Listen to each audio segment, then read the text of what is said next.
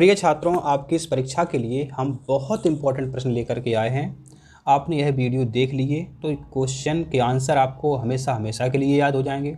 और दूसरी बात, आप देखो किताबों में सब पढ़ते हैं, खूब रटते हैं, लेकिन परीक्षा के टाइम भूल जाते हैं। आप कहोगे सर ऐसा कैसे? तो बच्चों, अभी संविदा के एग्ज़ाम चल रहे हैं।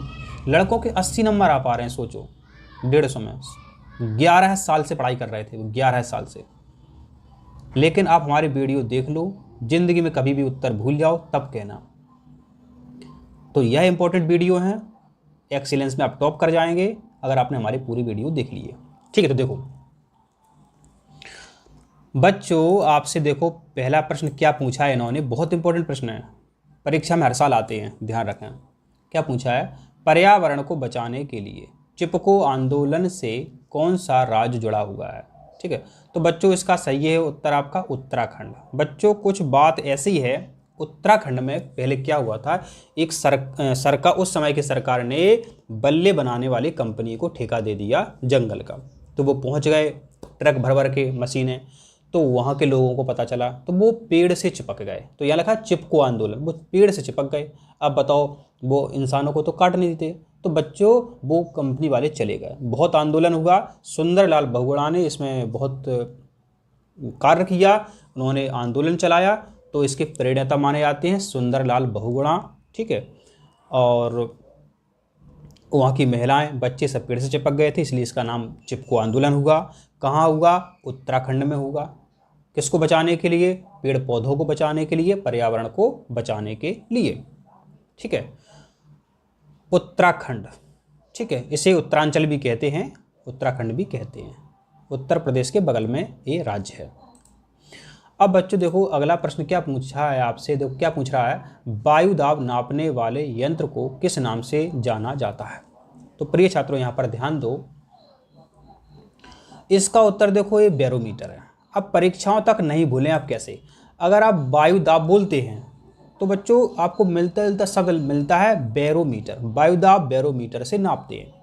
ठीक है, ध्यान देना। और किस में नापते हैं? मिली बार में नापते हैं। किस में नापते हैं? मिली बार में नापते हैं, ये भी आपको ध्यान रखना है। दूसरी बात बच्चों, परीक्षा में इन पर भी प्रश्न आता है। थर्मामीटर से ताप नापते हैं, सीस्मोग्राफ से भूकंप की तीव्रता नापते हैं, और हाइग्रोमीटर से वायुमंडल की आर्द्रता नापते हैं। ठीक है, तो प्रिय छात्रों आशा करते हैं आपको इस प्रश्न का उत्तर मिल गया है। अब बच्चों आपके सामने क्या प्रश्न है, देखो एक प्रश्न पूछ रहा है कि कौन सा, माने इनमें से कौन सा वायुमंडलीय प्रदूषक अम्लीय वर्षा का मुख्य कारक है? माने ये सभी प्रदूषक हैं, लेकिन अम्लीय वर्षा किससे होती है? तो बच्चों क्या होता है, जो वाहन होते हैं, वाहन में जब पेट्रोल डीजल जलता है तो सल्फर डाइऑक्साइड गैस बनती है। कौन बनती है? Sulphur dioxide.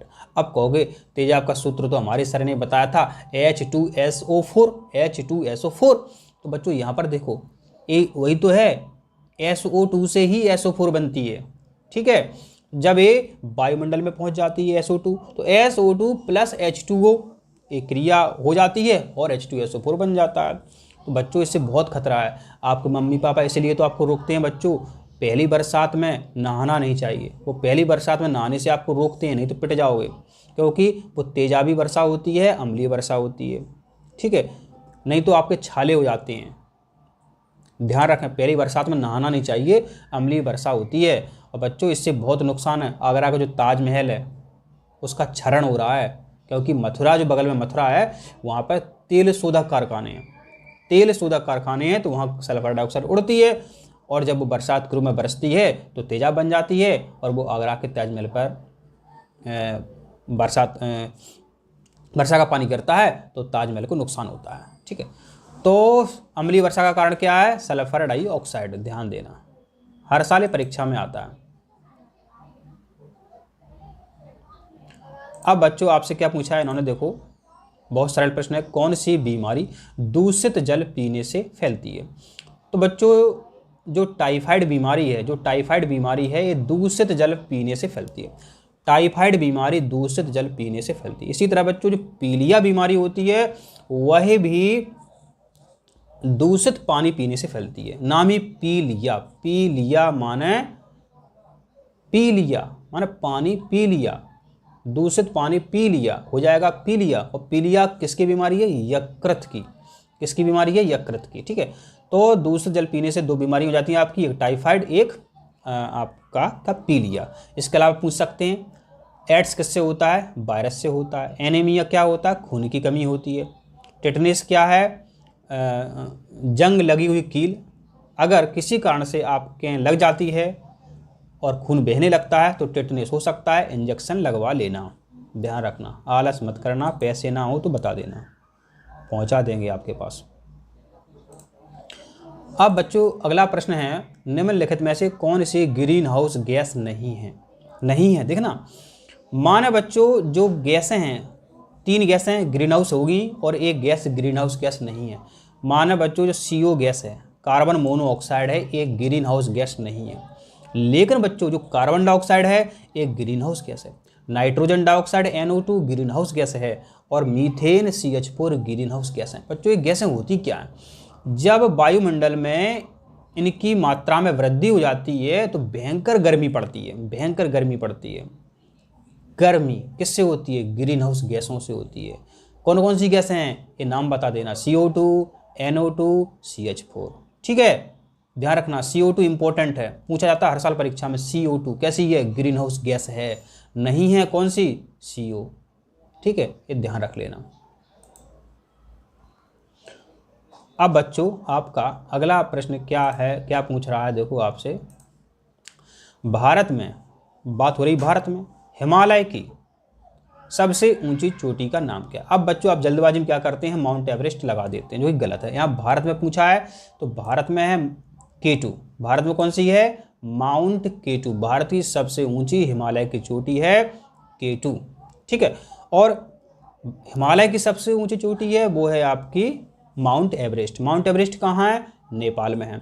इसके अलावा कंचनजंगा कहाँ है? ये भी पूछ लेते परीक्षा में। तो कंचनजंगा बच्चों है आपकी सिक्किम में, ये भी पूछ लेते हैं, ध्यान देना, नहीं तो कहोगे कि सर आपने बताया नहीं।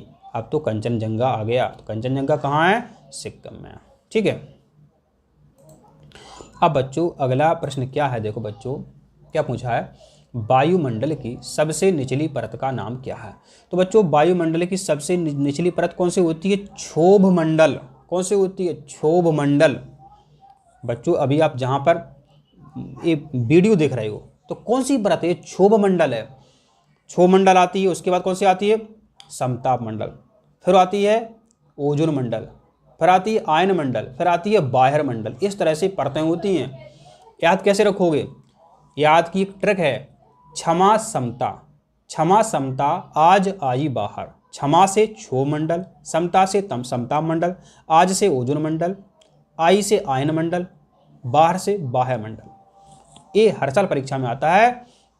और समताप मंडल में ओजोन मिलती है, ओजोन परत मिलती है, और ओजोन मंडल में भी ओजोन मिलती है। और आयन मंडल का काम है बच्चों, जो सैटेलाइट होते हैं अपन नीचे से क्या है तरंगे भेजते हैं, वहाँ से लौट करके आती हैं, जिससे आप टीवी देखते हो, डिश टीवी देखते हो, वो आयन मंडल का कमाल है। ठीक है, तो सबसे निचली परत का नाम क्या है? क्षोभ मंडल। क्या प्रश्न था? वायुमंडल की सबसे निचली परत का नाम क्या है? क्षोभ मंडल। इंपॉर्टेंट है।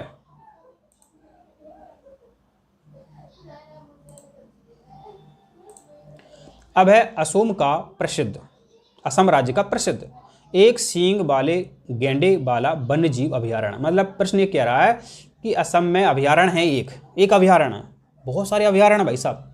मानस भी असम में है, कांजीरंगा भी असम में, लेकिन वो कह रहा है कि एक सींग वाले गैंडा आपको कहाँ मिलते हैं? तो ये मिलते हैं कांजीरंगा राष्ट्रीय उद्यान में। कांजीरंगा राष्ट्रीय उद्यान में, असम के कांजीरंगा राष्ट्रीय उद्यान में एक सींग वाले गैंडे आपको मिलते हैं। ये भी पूछेंगे वो परीक्षा में, कांजीरंगा कहाँ? कह देना असम में है। पूछेंगे कि मानस कहाँ है? तो वो भी असम में है। फिर पूछ लेंगे आपसे कि गिर राष्ट्रीय उद्यान कहाँ है बच्चों? तो ये है आपका गुजरात में। और पूछेंगे आपसे कान्हा किसली राष्ट्रीय उद्यान कहाँ है? तो ये आपका मंडला मध्य प्रदेश में। ठीक है, परीक्षा में हमेशा प्रश्न बनता है, इसलिए इसको ध्यान रखना। ठीक है, तो असम में क्या है बच्चों? कांजीरंगा राष्ट्रीय उद्यान। और बच्चों पता है असम का एक लोक नृत्य है, उसका नाम है बच्चों बिहू। बिहू असम का लोक नृत्य है। ठीक है, अब बच्चों आपका अगला प्रश्न है, दक्षिणी गोलार्ध का सबसे लंबा दिन कब होता है, किस दिन होता है? तो बच्चों इसका सही उत्तर है आपका 22 दिसंबर। ध्यान रखें, 22 दिसंबर को दक्षिणी गोलार्ध का सबसे लंबा दिन होता है, 22 दिसंबर को। ठीक है, पूछा जाए कि उत्तरी गोलार्ध का सबसे लंबा दिन कब होता है, इसका तब उत्तर इसका हो जाता है 21 जून। ठीक है, लेकिन इस प्रश्न का उत्तर क्या है, 22 दिसंबर।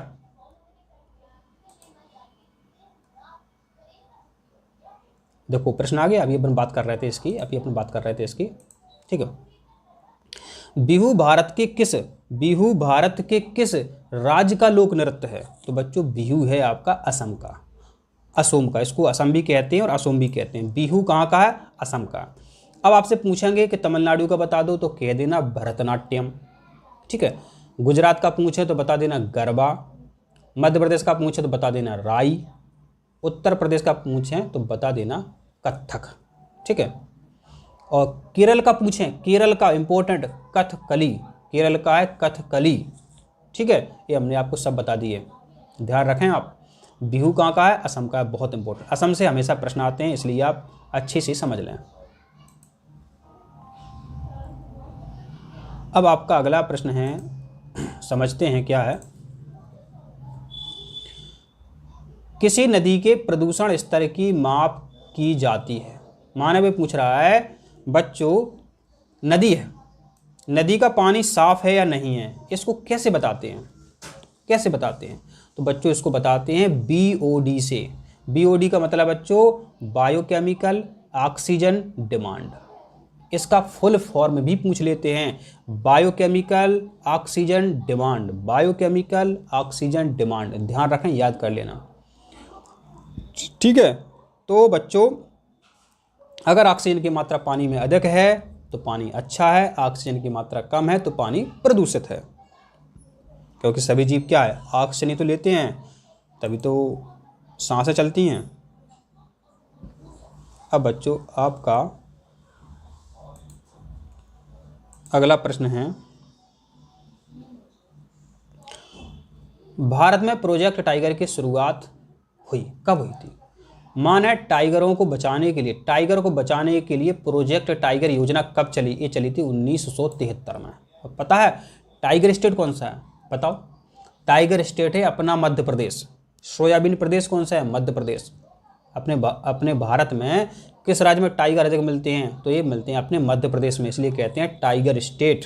किसे कहते हैं? मध्य प्रदेश को। तो ये योजना कब चली थी? ये चली थी 1973 में।